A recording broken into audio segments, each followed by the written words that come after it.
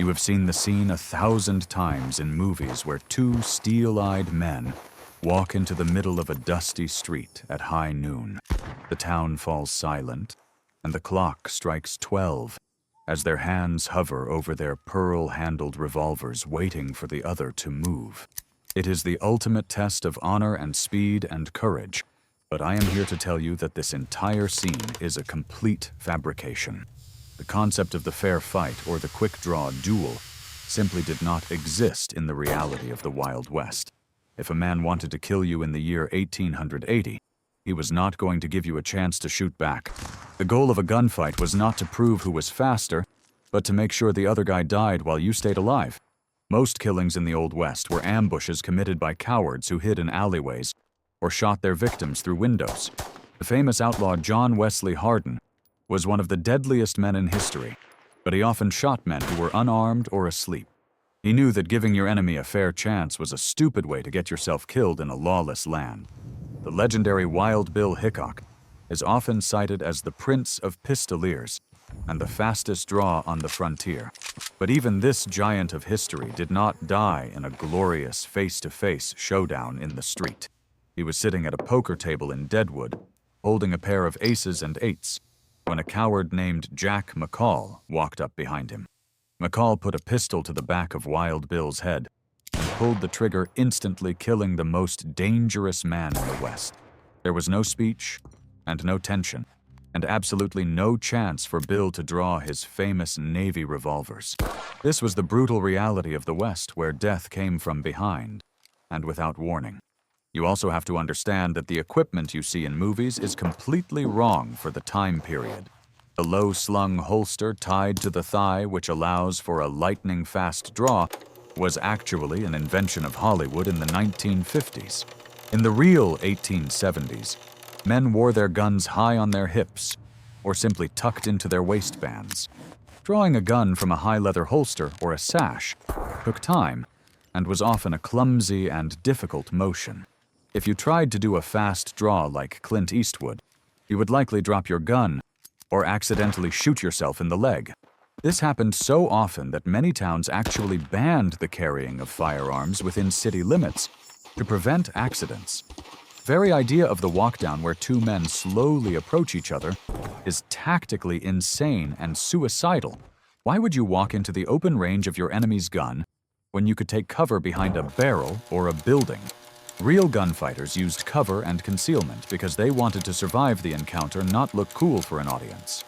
If you enjoy busting the myths of Hollywood and learning the gritty truth, please subscribe to the channel right now to join our posse. Thank you very much for your support. Let us look at the most famous gunfight in history, which is the gunfight at the OK Corral in Tombstone. You probably imagine a long and epic battle that took place in a wide corral with plenty of space to maneuver. In reality, the fight took place in a narrow, vacant lot that was only about 5 meters wide. The two groups of men were standing only 2 meters apart when the shooting started, which is practically point-blank range. The entire fight lasted only 30 seconds, and in that short time, 30 bullets were fired in a chaotic cloud of smoke. It was not a duel of skill, but a messy and confusing brawl where people were shooting blindly in panic. The black powder used in the bullets of that era created a massive problem that movies always ignore. When you fired a Colt revolver, it produced a thick cloud of white smoke that instantly obscured your vision. After the first shot, neither you nor your enemy could see anything clearly through the fog of war. This means that subsequent shots were often fired blindly into the smoke, hoping to hit something. The accuracy of these old revolvers was also terrible compared to modern handguns, so hitting a target at distance was nearly impossible. The legendary tales of men shooting a coin out of the air are tall tales invented by dime novelists to sell books. Billy the Kid is another figure who has been romanticized as a charming rebel fighting against the system. In reality, he was a horse thief and a cop killer who often shot men who were not looking at him. In his most famous escape, he killed a deputy with a shotgun while the man was looking the other way. When Billy himself finally met his end, he was not gunned down in a fair fight under the sun. Sheriff Pat Garrett snuck into a dark bedroom in the middle of the night and shot Billy before the kid even knew who was there. It was an execution in the dark, which fits perfectly with the true nature of the Wild West. I have a question about honor that I want you to answer honestly. If someone was trying to kill you, would you face them in the street, or would you shoot them from a window to ensure your survival? Please write your tactical choice in the comments below. Another myth is that everyone in the West was a dead-eye shot who practiced with their gun every day. Ammunition was incredibly expensive, and a cowboy earned very little money, so he could not afford to waste bullets on target practice. Most men rarely fired their guns, and when they did, they often missed their target completely due to the heavy recoil. Alcohol also played a massive role in these shootings because almost everyone involved was usually drunk. Hand-eye coordination is terrible when you have consumed a bottle of cheap whiskey and your hands are shaking. Many gunfights ended with both men emptying their guns and missing every single shot before running away. The famous standoff where men wait for the other to draw first is arguably the biggest lie of all.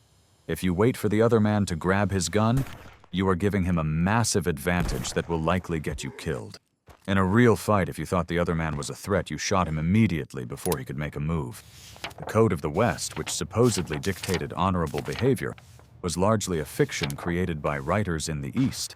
Life on the frontier was desperate and cruel, and the only rule that really mattered was survival of the fittest. If shooting a man in the back meant you got to live another day, then that is exactly what you did. Movies also show men getting shot and instantly flying backward through a window or falling dead silently. In reality, being shot with a heavy lead slug was a messy and agonizing experience that did not always kill you instantly. Men would scream and writhe in the dirt for hours because there were no paramedics to save them. If you were gut shot, you would die a slow and painful death from infection over the course of several days. This fear of a slow death made men very hesitant to pull their guns unless they had absolutely no other choice.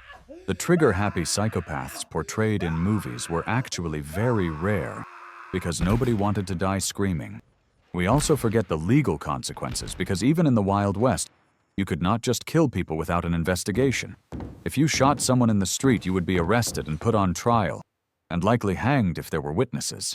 The famous lawmen like Wyatt Earp spent more time in courtrooms explaining their actions than they did in shootouts. The image of the gunslinger was actually a marketing tool used by Buffalo Bill Cody in his Wild West shows. He took the grim reality of the frontier and polished it into a shiny spectacle to entertain audiences in the cities. He turned cold-blooded killers into heroes and created the visual language that Hollywood still uses today. So the next time you see a movie hero standing tall in the street with his hand near his gun, remember the truth. The real gunman would be hiding behind a water trough with a shotgun waiting for his enemy to walk by. The romance of the duel is a lie, but the reality of the survival instinct is undeniable. The West was not won by fair fights.